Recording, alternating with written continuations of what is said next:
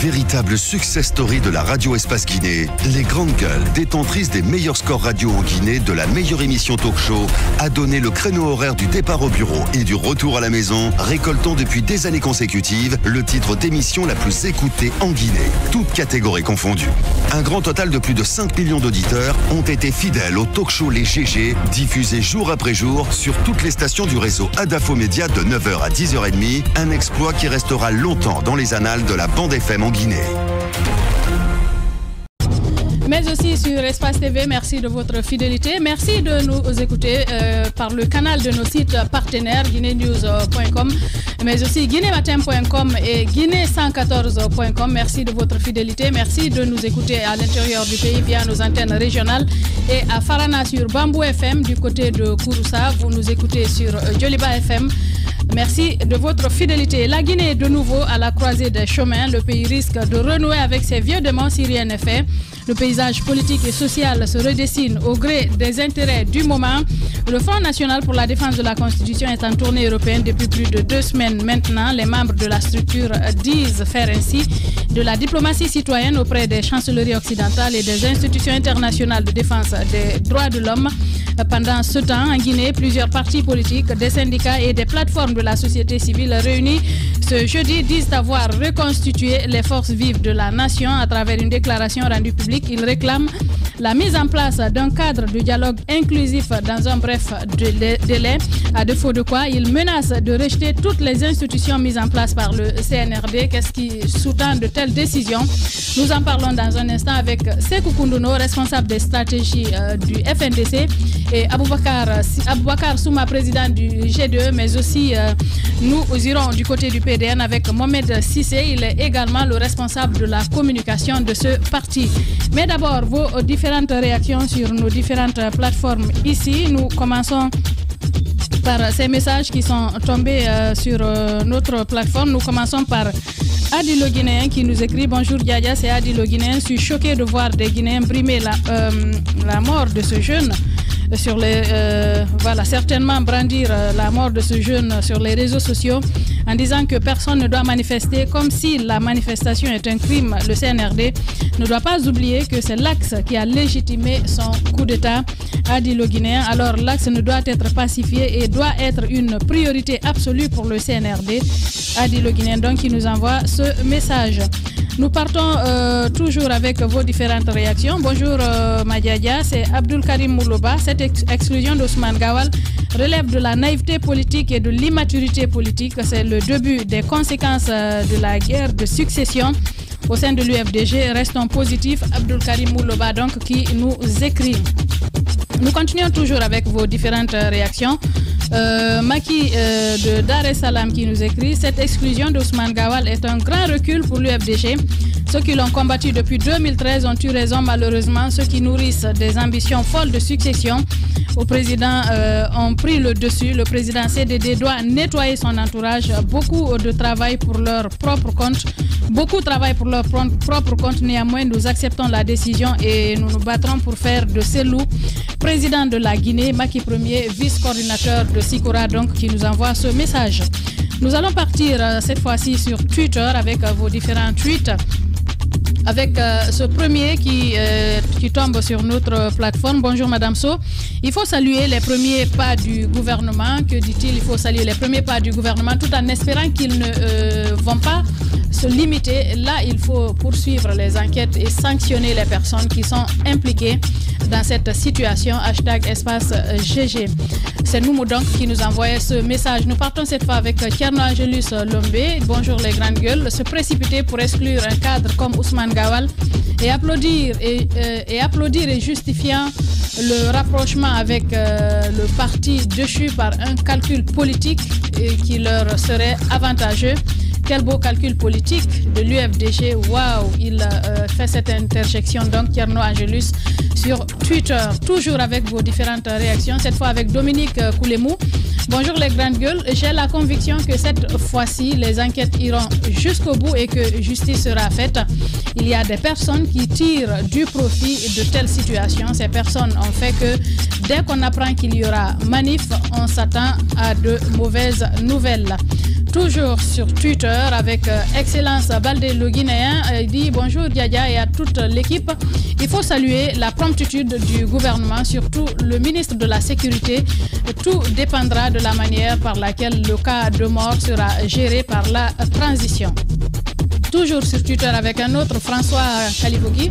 Bonjour les GG. Je me demande pourquoi l'UFDG est toujours dans la dynamique de mépriser et de rendre ses cadres comme des traîtres. Ce parti doit vraiment revoir sa stratégie car il faut que Cellou sache qu'avoir des gens proches du pouvoir t'aide dans sa conquête. Hashtag espace GG. Toujours sur Twitter avec 100, comment il s'appelle? C'est 100 Khalifa Yombuno. Voilà, ça Khalifa Yombuno. Tant pour moi. Bonjour les grandes gueules. Je dis aux jeunes d'être patriotes car le patriotisme est la plus puissante manifestation de l'âme d'une race. Il représente un instinct de conservation collective. Voilà, un cours ce matin. Bien, le message est passé. Ça Khalifa Yombuno. Nous continuons toujours sur Twitter avec d'autres réactions. Cette fois, Mohamed Diakité. Bonjour la team GG. Personnellement, l'exclusion de Gawal au sein de l'UFDG n'est pas une surprise. Les événements et l'intervention médiatique récente récente de certains cadres donc, du parti prédisaient le divorce politique. Goumen pour les uns et une brèche pour les autres. Donc hashtag espace GG. Nous continuons toujours avec vos différentes réactions. Cette fois-ci avec voilà.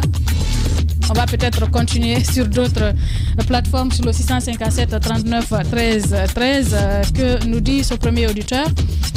Bonjour Radio Espace, je vous aime beaucoup. Bon, voilà, nous t'aimons aussi. Bonjour Yaya, bonjour à toute l'équipe. L'exclusion d'Ousmane Gawal ne change rien à l'UFDG. Un message qui n'est pas signé. Bonjour les GG, certes l'UFDG ne va pas sombrer, mais c'est une énorme perte d'exclure Ousmane Gawal Diallo en politique. On a besoin de gens compétents et donc et qui osent des qualités que Ousmane Gawal possède, citoyen lambda donc qui nous envoie ce message. Toujours sur le 657 39 13 13, Daouda Mohamed a raison, la beauté et le charme de CDD sont pour beaucoup dans son aura. Le défunt Bamamadou le savait. Nous partons donc toujours sur la même plateforme. Bonjour les grandes gueules, c'est Bayo depuis Bokeh. Ousmane Gawal est capable de battre Cellou dans toutes les élections, dans plusieurs préfectures de la Guinée, pour vous dire que c'est une valeur sûre et il pèse. Bonne journée à vous. Ce message qui n'est donc pas signé. Salut, selon moi, l'UFDG veut juste sanctionner le CNRD à travers Ousmane Gawal Diallo depuis Kalia. Donc, message qui n'est pas non plus signé. Bonjour les grandes gueules, je pense que l'heure n'est pas à l'exclusion mais à la consolidation pour un résultat. Pour une bataille, c'est de renforcer la troupe et la diminuer. Qu'est-ce qu'il dit? Ils en veulent parce que après Cellou Gawal est très bien placé pour la succession, donc on lui en veut pour ça. Un message qui n'est aussi... C'est important que vous signiez vos messages, ça nous permet de savoir d'où le message vient et qui nous l'envoie. Bonjour les grandes gueules, le départ de Gawal n'a pas d'impact sur notre parti. Dites à Daouda de se calmer, il n'a pas de niveau en politique. Ben attention, il a aussi son petit niveau, quoi que vous disiez. L'UFDG n'est pas n'importe quel parti, notre force est dans la population. Pas un individu, c'est Touman de Sandenia, UFDG ou rien. Bonne journée à Djiba. Voilà, on a compris. Nous continuons toujours avec vos différentes réactions. Diallo Miti, l'UFDG veut tomber, voilà, c'est ce qu'il dit. Un dernier avant de continuer l'émission. Bonjour les grandes gueules. Si l'UFDG ne fait pas attention, il va finir par perdre ses bons combattants et finalement le parti va s'effondrer. Et ce que j'ai compris, c'est des gens qui ne s'aiment pas. Docteur Keira donc, qui nous écrivait sur le 657 39 13 13. On va continuer l'émission. Caps, oui, on va partir avec cette actualité. On a vu cette tournée du FNDC, du Front National pour la défense de la Constitution, mais aussi les forces vives qui essaient de se reconstituer. Hier, on a vu cette réunion et cette première déclaration. Oui, justement, les forces vives décident de se réunifier Et on a vu cette déclaration qu'ils ont pu faire hier. Et ils se disent que cette déclaration est suite au fait que le CNRD, selon eux, est en train de passer à côté des différentes promesses qui sont tenues, notamment à travers la politisation, de la moralisation de la vie publique, avec l'avènement de la CRIEF. Mais au-delà de ça, ils parlent aussi de la politisation même de la récupération des biens de l'État. Et donc, ils disent, allant sur cette base-là, si ça continue comme ça, s'il n'y a pas de dialogue beaucoup plus inclusif, où on interpelle tous les partis politiques à pouvoir les forces vives dans leur ensemble, à s'asseoir et à discuter des vrais problèmes du pays, finalement, ils ne reconnaîtront pas, quelque part, les différentes institutions qui sont mises en place par le CNRD. Mais regardez ce qui se passe. On a deux choses là. D'un côté, on a une partie de la classe politique qui se remet pour réunifier les forces vives de la nation, et on a de l'autre côté, on a le front pour la réussite de la transition qui vient d'être mise en place, le front pour une transition réussie qui est mise en place par Lansana Kouyaté et certaines autres personnes, avec, selon lui, il a pu mobiliser 88 partis politiques autour de cette idée. Il faut défendre la transition parce que pour eux, ils sont contre les manifestations. Justement. Je dis que le paysage est en train de se redessiner au gré des intérêts. Justement. Au gré des intérêts. Eh bien, la politique se définit même par ça. Et c'est là où même il faut interpeller la population pour comprendre désormais, est-ce que ces politiques qu'on défend, est-ce que ces gens-là, c'est notre intérêt qu'ils recherchent, ou est-ce que c'est eux-mêmes ils recherchent dans la lutte en termes d'intérêt? C'est là où les gens doivent se poser les vraies questions. Et aujourd'hui, chacun défend son intérêt. Quand on prend ces forces vives-là, il est important quand même de rappeler quelque chose, Madame Yero. Aujourd'hui, le pouvoir en place n'a rien à gagner de se mettre à dos la classe politique, les forces vives de la nation dans l'ensemble. On va partir sur le terrain, si tu permets, Caps, avec Sekou Koundouno, que nous avons en direct chez les Grandes Gueules, Guiba Milimono. Les Grandes Gueules. Allô, oui, Sekou Koundouno, bonjour. Et bonjour au Guiba, bonjour à tous les chroniqueurs des Grandes Gueules et bonjour à vos millions d'auditeurs et de spectateurs. Voilà, avant de parler de cette tournée et tout, et hier, nous avons tous appris la mort de ce jeune et un autre jeune qui a été blessé, poignardé, voilà. Et de vive voix aujourd'hui, comment vous voyez tout cela? Quelle est votre grille de lecture? Et quelle invite vous lancez aux autorités, mais aussi aux parents de ces victimes? Et merci de l'opportunité que vous nous offrez. Je commencerai tout d'abord par m'incliner excusez-moi devant la mémoire de cet autre Guinéen qui est décédé malheureusement, que son âme repose en paix et que le Seigneur l'accueille dans son paradis céleste. Je commencerai tout d'abord aussi à féliciter les autorités. Je parle du ministre de la Sécurité et de la Protection civile qui a tenu un discours hautement responsable et nous souhaitons que ces propos-là se matérialisent dans des actes concrets. C'est surtout aussi les initiatives qui ont été engagées par le procureur général de la Cour d'appel de Conakry qui, depuis sa nomination, fait lueur d'espoir au niveau des militants pour la démocratie afin que le droit soit dit lui en tant que défenseur des droits de la société, que nous puissions faire en sorte que les Guinéens puissent vivre dans la plus grande culture possible. Guiba, ce qui est plus important dans de telles situations, et des questions en fait importantes qu'il faille poser et qui permettront à tout un chacun, même aux enquêteurs, d'aller rapidement au fait dans la manifestation de la vérité, c'est de chercher à savoir qui sécurise le Grand Conakry. Je parle du Grand Conakry, c'est les 5 communes de Conakry et les 2 villes environnantes, je parle de Kouaïd et de Breka, qui sécurise ce périmètre de 6h du matin à 18h. Ces unités-là, dans le dispositif sécuritaire de notre République, c'est connu de tout un chacun. C'est de chercher à savoir qui prend le relais en termes de sécurisation du Grand Conakry de 18h à 6h du matin, quelle était la situation existante, quelles sont les informations des riverains, des témoins, la famille, les unités qui étaient présentes, mais aussi les unités qui étaient aux alentours, qui étaient au niveau de la coordination du poste de commandement de la police et de la gendarmerie pour circonscrire cette manifestation. Est-ce que les unités de sécurisation qui ont intervenu de 6h à 18h du matin étaient censées faire le maintien d'ordre public? Est-ce que la manifestation a fait l'objet d'informations? Est-ce que le maintien d'ordre se fait avec les armes létales?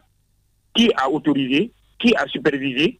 Les unités du jour étaient-elles présentes? Voici un nombre de questions. Si elles sont répondues de façon honnête et sincère, et dans le cadre de la manifestation de la vérité, ça peut nous aider très rapidement à assurer la responsabilité et à ce que les sanctions soient prises rapidement pour que plus grand jamais que nous puissions connaître de tels actes dans notre pays. Koundouno, responsable des stratégies du FNDC. Allez-y, Kapsa. Voilà, alors, Monsieur Koundouno, l'actualité depuis hier dans notre pays, c'est que d'un côté, on reparle de la réunification des forces vives, et de l'autre côté, on parle également de la mise en place du forum pour une transition apaisée avec Lansana Kouyaté et 88 autres personnes qui, eux, selon eux, il faudrait pas, ils sont contre les manifestations et tout ce qui s'ensuit. Quel est aujourd'hui le regard du FNDC par rapport à ces deux positions-là? Écoutez, mon cher Kam, c'est un droit constitutionnel. On ne peut pas interdire à un groupe de Guinéens de se réunir et défendre un idéal qui leur semble juste et réaliste. Mais de même, il faudrait qu'on soit dans le factuel. Le factuel, c'est quoi? Nous contribuons et nous voulons tous que cette transition réussisse. Le FNDC, les 4 premiers mois de la transition, on est passé par toutes les stratégies auprès du colonel Mamadou Doumbouya, malgré au fait l'attitude méprisante de son entourage à notre égard. On a usé de tous les moyens pour les faire comprendre qu'il ne faudrait pas tomber dans les dérives du pouvoir dessus de M. Alpha Condé, qu'il faille redresser cette transition, poser des actes qui vont dans le sens de l'unification, du dialogue et de la concorde. Nous avons été les premières personnes à être reçues par le colonel Mamadou Doumbouya, ça je vous le fais la confidence. On l'a même fait un exposé du modèle de cadre de dialogue que nous sollicitons pour que nous puissions avoir une transition apaisée. Mais comme vous le savez, dans le palais, il y a les laquais, il y a les soutiens et les affidés qui pensent qu'ils sont plus patriotes et qui aiment ce pays mieux que n'importe qui, et qui peuvent défier à la fois la communauté internationale, mais aussi des forces vives. Mais c'est très mal connaître la détermination du peuple de Guinée, et c'est très mal connaître qu'il ne bénéficie d'aucune légalité et légitimité. Comme j'aime souvent le dire, on ne peut pas prétendre dans une démocratie que les armes remplacent les urnes. Bien, allez-y, Daouda. Oui, l'autre question, on a parcouru votre communiqué, par exemple, où au paragraphe 2, vous dites les forces de défense et de sécurité déployées pour le maintien de l'ordre ont utilisé les armes de guerre contre leur propre population, causant ainsi la mort d'un jeune manifestant. Est-ce qu'en l'écrivant ainsi, vous n'allez pas vite en besogne parce qu'aucun élément pour l'instant ne situe la vraie responsabilité?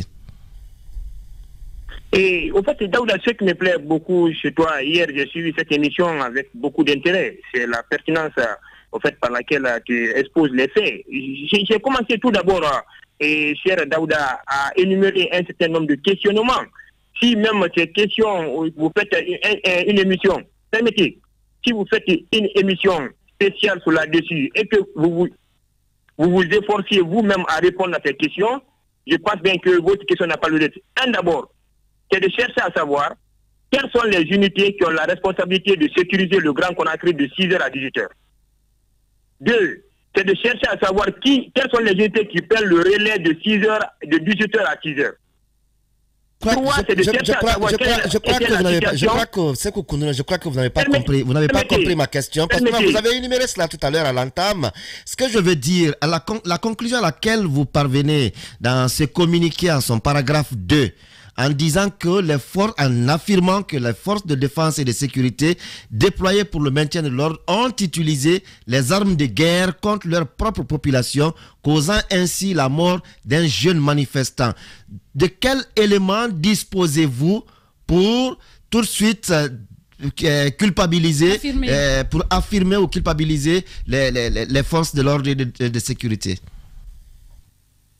Ces éléments d'abord viennent au fait, des forces qui ont pris le relais dans le maintien au fait de la sécurité de 6h à 18h, 2, des témoins, 3, des riverains, 4, des familles, 5, les unités présentes et aux alentours, et 6, je vous enverrai à savoir qui assurait la coordination au poste de commandement pour la gendarmerie. Est-ce que les unités qui étaient déployées de 6h à 18h sont formées et équipées pour le maintien d'ordre? La réponse, elle est non. Est-ce que la manif a été déclarée? La réponse, elle est non. Est-ce que cela équivaut aux morts d'hommes? La réponse, elle est non. Est-ce que le maintien d'ordre se fait avec les armes létales? La réponse, elle est non. C'est tellement clair que l'enquête ne doit pas durer dans les conditions normales, mon cher Daouda. Il faut qu'on avance, s'il vous plaît, dans ce pays-là. Bien.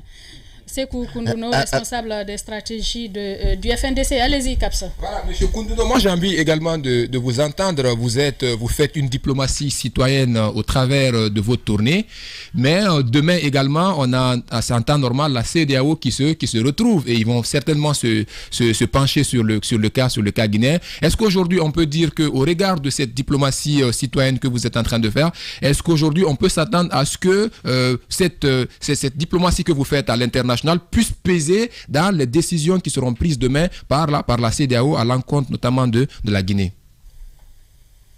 Et en tout cas, on était sur l'orientation du coordinateur national, en l'occurrence le camarade Omar Sela Alasfoniki Manguer. Il a été sollicité qu'une mission soit dépêchée du côté de l'Hexagone afin que nous puissions faire un plaidoyer auprès des sociétés occidentales et institutions internationales devant les droits de l'homme, mais aussi redynamiser nos antennes et faire le point des initiatives judiciaires en cours avec nos avocats. Et honnêtement, le seul message que nous faisons passer auprès, que ce soit au niveau de la Commission de l'Union européenne, du Conseil européen, d'Amnesty International, de la FDH, du Quai d'Orsay, de l'Élysée, du cabinet Bourdon et Associés, du Parlement européen, des organes comme Mediapart et Libération, des ONG internationales, et y compris Transparency International, et de la communauté guinéenne vivant à Bruxelles et à Paris.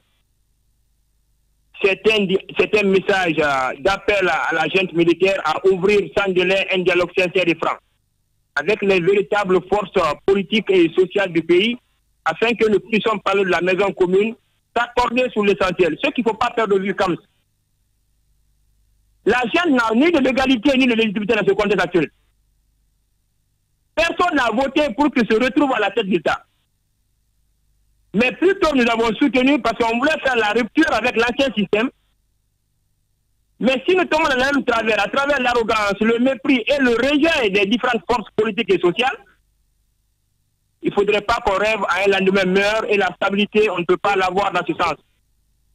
C'est quoi le message que je peux lancer à mon grand frère et au président Mamadi Doumbouya?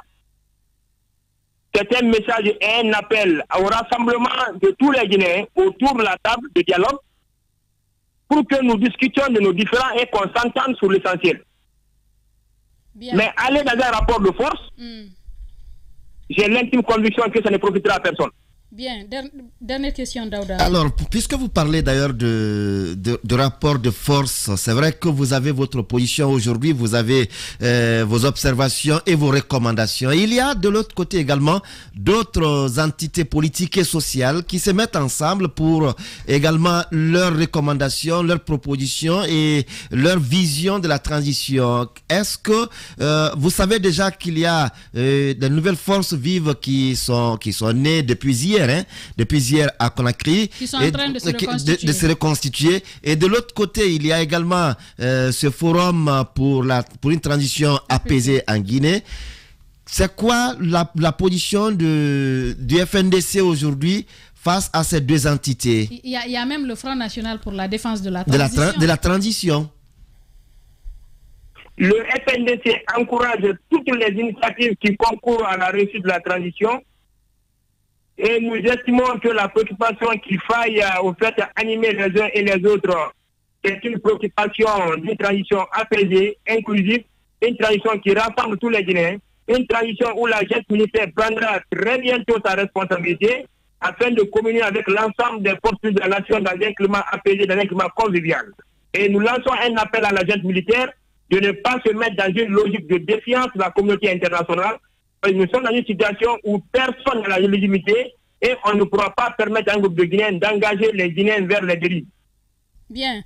Sekou Koundouno, responsable des stratégies du Front National pour la défense de la Constitution. Merci d'avoir répondu aux questions des Grandes Gueules ce matin. C'est à moi de vous remercier. Bien. Yiba, on a écouté Sekou Koundouno du côté de Paris ce matin par rapport à leur tournée, qu'ils appellent tournée citoyenne. Oui. Oui, justement, et depuis quelques jours, on voit sur leur page la communication qu'ils font. Ils sont dans le cadre d'une mobilisation à l'échelle internationale. Et maintenant, ce qu'il faut dire, c'est qu'il a dit quelque chose à la fin.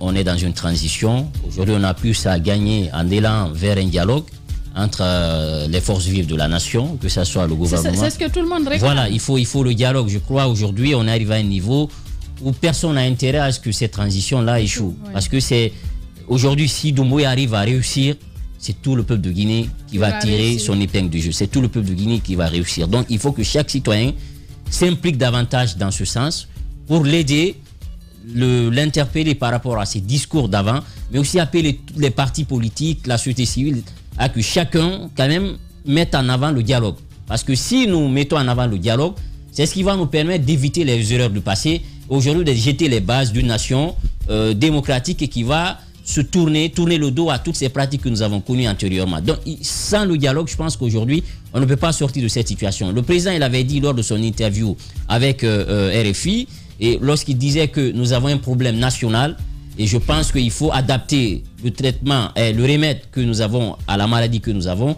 C'est vrai que la solution doit venir d'abord de l'interne. Il faut qu'il y ait une solution endogène. C'est pourquoi on dit que la Guinée ne peut pas se faire sans ses enfants. Il faut que ses fils se retrouvent, qu'on accepte d'aller vers cette table de dialogue et de trouver une solution. Maintenant, la CEDEAO, l'Union africaine, les autres institutions viendront pour essayer de nous aider dans cette approche-là. Mais il faut que la solution vienne d'abord de nous, qu'on sorte un peu aujourd'hui de ces discours caustiques, qu'on accepte de concilier, de regarder dans la même direction et surtout de trouver une solution. Parce que s'il y a un problème aujourd'hui qui se pose dans le pays, nous allons aller à reculade et ça, nous n'aurons pas le pays. Ça, d'abord, économiquement, aujourd'hui, le pays est dans une situation assez difficile.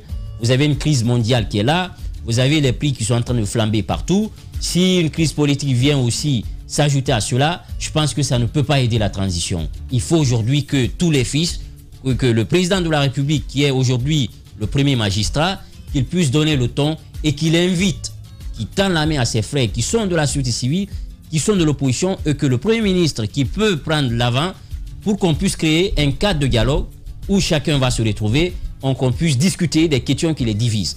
Parce qu'une transition peut être éminemment politique, ce sont les élections qui vont venir, c'est la constitution. Aujourd'hui, il faut doter le pays d'une constitution, mais tout cela ne peut pas se faire sans qu'il y ait une confiance entre les fils de la nation, sans qu'il y ait un dialogue entre le gouvernement, les partis politiques, la société civile, parce que c'est à l'État d'organiser les élections, c'est à la société civile d'observer ces élections, c'est aux partis politiques de compétir à ces élections. Donc vous avez un triptyque qui est là, il faut que ceux-ci s'entendent, qu'il y ait cette volonté réelle de la part de chacun, pas que du gouvernement. Le gouvernement, certes, c'est eux qui sont au pouvoir, c'est eux qui vont créer ce cadre de concertation, mais il ne faudrait pas aussi que les autres aussi traînent les pieds en mettant en avant trop de conditions. Ça va amener aujourd'hui à l'État aussi de s'accouter et de s'enfermer. Et plus on s'enferme, plus ça laisse de la place quand même à une crise dans le pays. Donc il faut que chacun s'ouvre, il faut que le gouvernement s'ouvre, accepte d'aller vers les autres, mais aussi il faut que les autres aussi comprennent qu'on arrive à un niveau où personne n'a intérêt à ce qu'il y ait un clash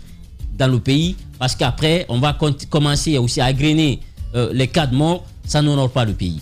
Ça a commencé déjà, il faut espérer que cela ne continue pas, Daouda.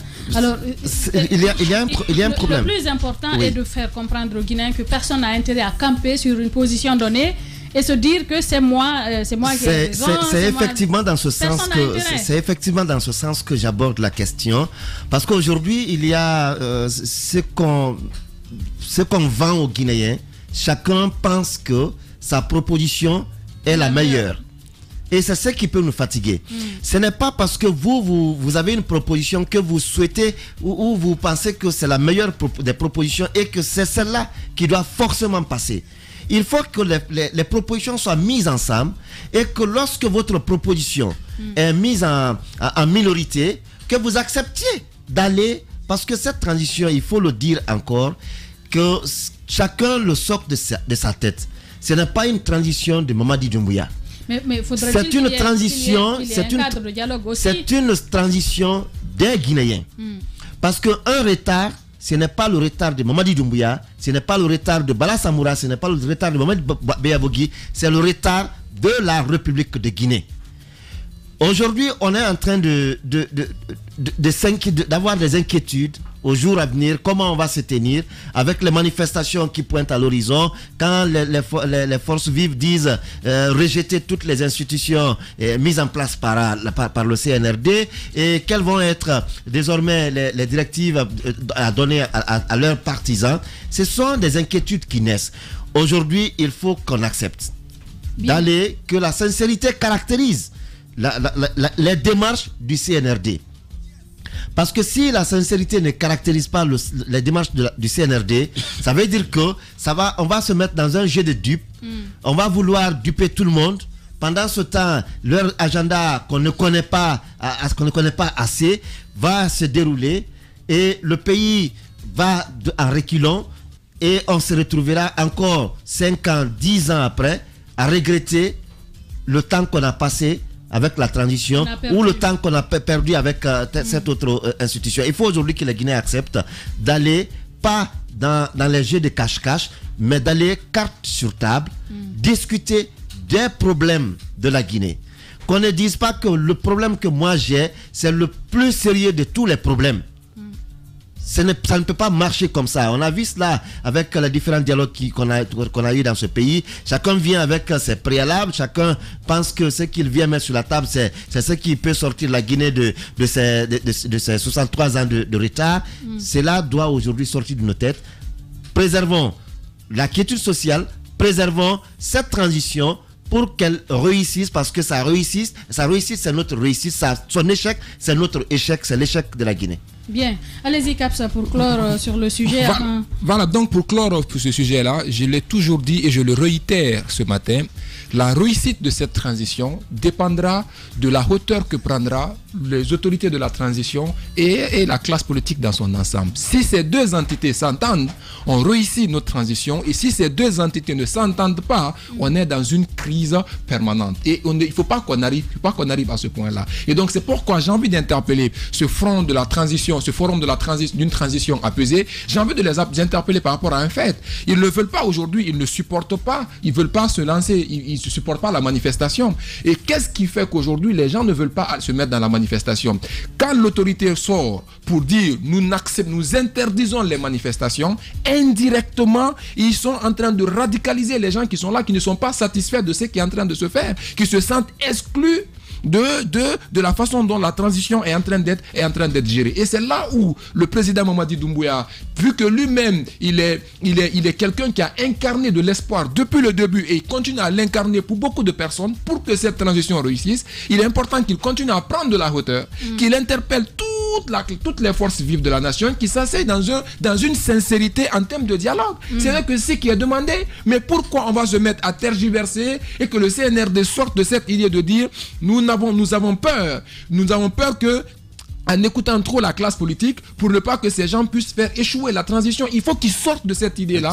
Il faut qu'ils sortent de cette idée-là. Non, il ne faut pas qu'ils aient des préjugés par rapport à des situations d'Aouda. Il faut qu'ils sortent des préjugés.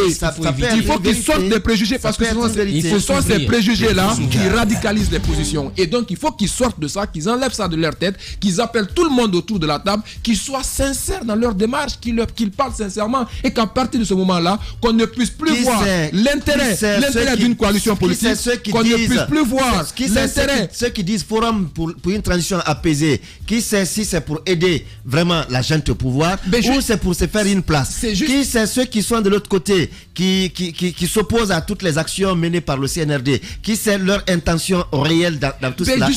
C'est pourquoi j'ai dit ce que je suis en train de dire. Il faut que la sincérité caractérise les différentes démarches. Et maintenant, c'est pour cela que j'ai dit que le paysage se redessine au gré des intérêts. Au gré des intérêts. Et c'est là où chacun défend son intérêt. Et c'est là où, Madame Yoro, pour dire vrai, on doit interpeller le peuple de Guinée à cette fois-ci avoir une certaine maturité, que le peuple de Guinée même prenne du recul et observe la classe politique, les agissements de nos politiques qui aujourd'hui prennent des positions en fonction de leur intérêt. Pendant qu'aujourd'hui, autour de la table, c'est l'intérêt général qu'on doit défendre. C'est l'intérêt de la Guinée qu'on doit défendre. Mais sauf que, par rapport à des positions qu'ils veulent avoir, ces hommes politiques-là, ils utilisent les discours qui vont dans le sens de défendre les intérêts du peuple, mais sauf que derrière, ils sont là à pouvoir se camper sur des positions qui radicalisent, qui nous tirent tous vers le bas. Donc, encore une fois, il appartient au président Mamadi Doumbouya de pouvoir rapprocher toutes les positions pour qu'on aille vers ce ce dialogue-là, encore une fois, avec le dialogue, c'est sur la table qu'on peut trouver des positions et non aller faire d'abord la guerre, manifester pour dire après, on vient maintenant autour de la table, ça n'aurait pas de sens. Alors, je rappelle que malheureusement, pour des raisons techniques, nous n'avons pas pu joindre nos autres invités que nous voulions vraiment avoir ici, notamment le président du G2, M. Aboubakar Souma, mais aussi M. Sissé du PDN. Malheureusement, pour des raisons techniques, nous n'avons pas pu les joindre. Guiba, avant de clore sur ce sujet, avant de recevoir l'association des techniciens, l'actualité, en fait, l'intérêt du peuple de Guinée, on a l'impression que chacun tire la couverture de son côté. Aujourd'hui, nous avons par exemple le ministre de l'administration du territoire qui a dit qu'on va essayer de tout faire pour que le dialogue s'ouvre. Les autres entités, chacun demande le dialogue, mais un dialogue qui tardera à se mettre en place. Oui, parce que c'est un jeu de dupes ou bien qu'est-ce qu'on veut servir au peuple de Guinée? C'est des calculs politiques. Chacun se dit, et si je fais ceci, qu'est-ce que j'y gagne, qu'est-ce que je perds? Donc il y a un climat d'abord de méfiance. Aujourd'hui, il y a une crise de confiance entre les acteurs. Et donc ce jeu de dupes-là, c'est ce qui est aujourd'hui en train d'avoir plus d'impact aujourd'hui sur le pays. Je pense qu'il faut transcender tout cela. Il faut tirer les leçons du passé parce que sous Alpha Condé, on a vu, certes, il y avait eu des dialogues par intermittence, mais le fait que ce climat de méfiance, le fait d'être systématiquement dans un calcul politique pour dire si je fais ceci, je perds cela, ça n'aide pas le pays. Aujourd'hui, ce qu'il faut faire, c'est qu'il faut que le ministre de l'administration du territoire, Mori Condé, puisse peut-être prendre le devant parce qu'il avait reçu les partis politiques à un moment donné, la société civile, pour les demander, vous voulez quel type de cadre de concertation. Donc, des propositions lui ont été faites. Je pense qu'il peut réouvrir ses tiroirs, revoir ses propositions et tirer le meilleur de chaque proposition pour qu'enfin les acteurs puissent revenir autour de la table de dialogue. Je pense qu'aujourd'hui, s'il y a une main tendue véritable de la part du pouvoir en place, ces partis politiques aujourd'hui qui sont en train de faire des menaces, avec la reconstitution aujourd'hui des forces vives, parce que tout cela, c'est pour mettre la pression. Tout ce qu'ils font aujourd'hui, c'est pour attirer l'attention. Il faut que le pouvoir tende la main pour leur dire, nous créons un cadre de dialogue, venons, on va discuter, et qu'in fine, qu'on puisse trouver une solution sur les questions qu'on pourra mettre sur la table. Maintenant, sur la durée, je pense qu'on peut trouver une solution à tout ça. C'est possible de le faire. Il n'y a pas un problème sans solution. Mais lorsqu'on ne trouve pas une solution à un problème, c'est qu'il est mal posé. Mais si on pose bien le débat aujourd'hui, on pose bien le problème aujourd'hui, je pense qu'on peut trouver la solution. Et ça, il faut que d'abord la volonté vienne de la part du pouvoir. Maintenant, les partis politiques, la société civile, il faut qu'ils sortent aussi de la surenchère, leur dire, si on vous tend la main cette fois-ci, si on crée véritablement un cadre de dialogue, s'il y a une volonté réelle de créer un cadre de dialogue, il faut saisir la balle au bon et accepter de venir autour de la table et discuter point par point les points qui ont été présentés pour dire voici les activités de la transition. Les activités peuvent être importantes, mais il faut qu'il y ait aussi une pédagogie de la part de ceux qui présentent ces activités, par exemple le ministère de l'administration, pour dire pourquoi nous voulons faire le recensement à vocation administrative. C'est parce que c'est pour telle ou telle raison. Pourquoi le ministère du Plan peut faire le recensement général de la population? Voici les raisons que nous présentons. Donc toutes les questions, on peut les débattre et à la fin, trouver une solution pour que le pays puisse gagner. Bien. Voilà ce qu'on pouvait retenir sur ce sujet. Dans un instant, nous recevons nos hommes de l'ombre, ces techniciens qui vous permettent de nous écouter et de nous regarder à la télévision. Une association a été mise en place, l'association des techniciens audiovisuels de Guinée.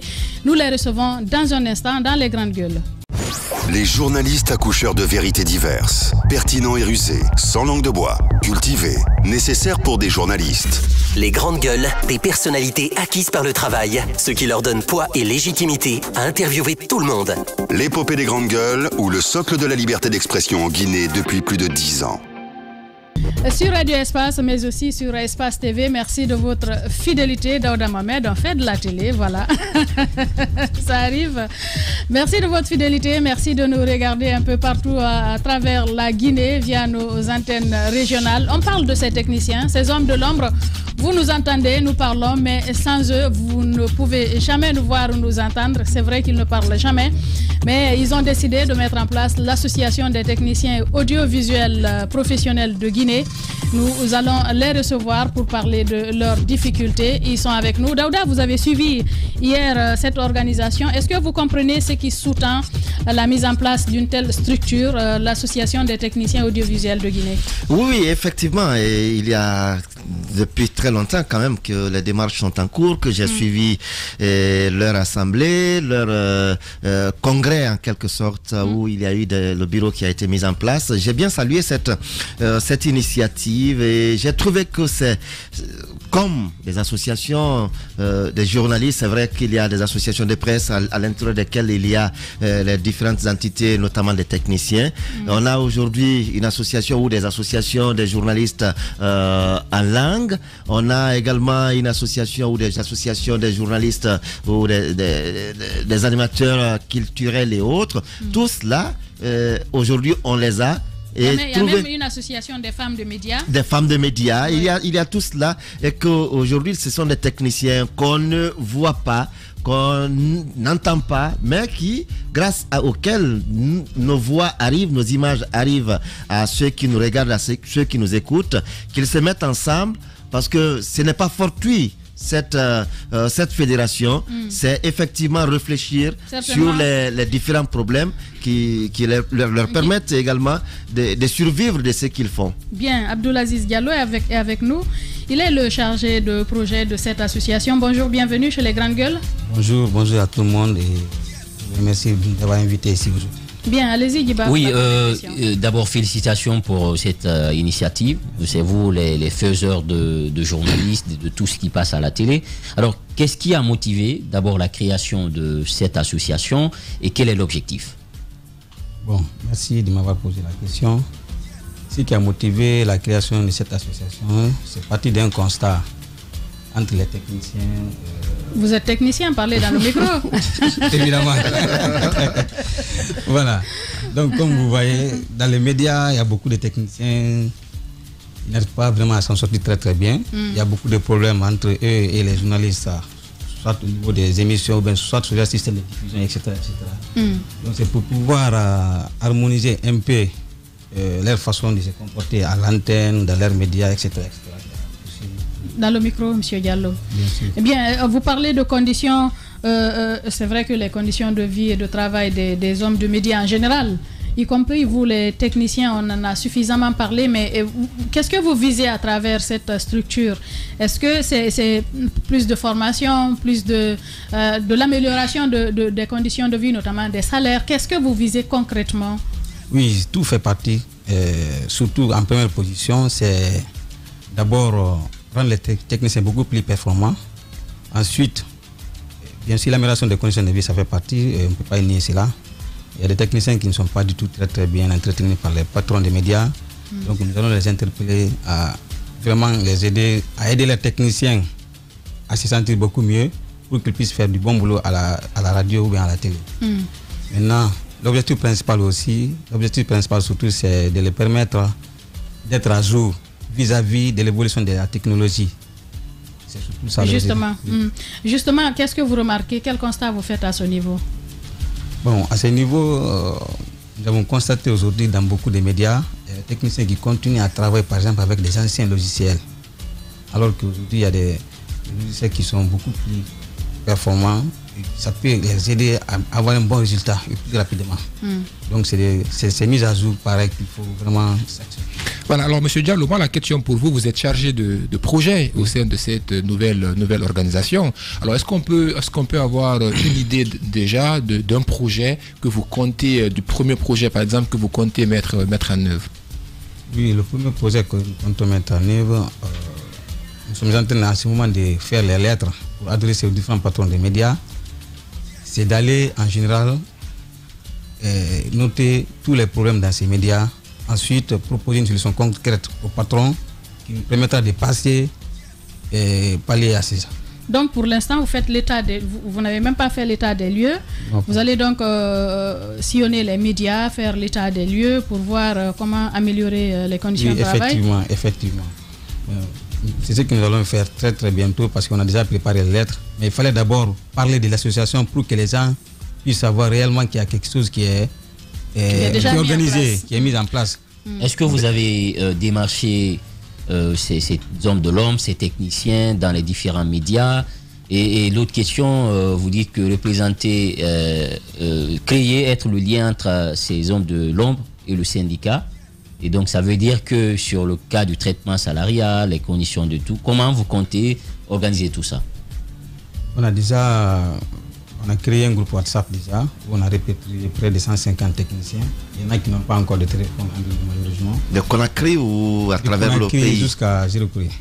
Partout où il y a un média en Guinée, nous avons recensé beaucoup. Même les techniciens extra-médias qui ne sont pas dans les médias, qui évoluent à titre privé. Même ceux-là aussi sont concernés. Donc, ils sont déjà répertoriés. On a contacté déjà le syndicat des journalistes. Nous travaillons ensemble. Donc, quand on a des problèmes, on va se référer à assister à la fin des Afrique. D'accord. Bien. Alors, peut-être un dernier message pour tous les techniciens peut-être qui vous écoutent ou à l'endroit des patrons de médias, ou ce à quoi il faut s'attendre à partir de l'instant. Oui, l'appel que je vais lancer d'abord aux techniciens, c'est de leur dire que l'association existe maintenant, elle est agréée depuis 2019.